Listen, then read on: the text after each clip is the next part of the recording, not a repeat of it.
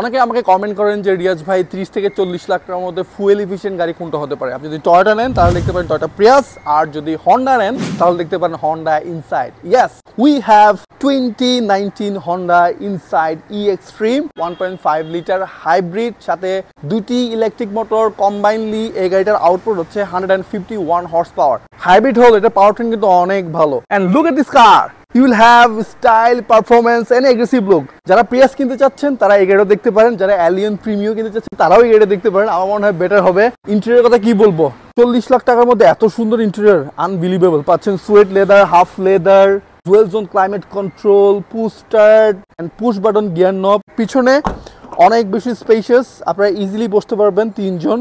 And এর leg room, headroom অনেক better. এর আগে ভিডিওতে আমি আপনাদেরকে বলেছি যাদের বাজেট 35 থেকে 40 লাখ বা 42 লাখের মধ্যে তারা ডিরেক্টলি কিনতে পারেন হন্ডা ইনসাইড। আমি আপনাদের রিকমেন্ড করছি, গাড়িটা আসলেই ভালো।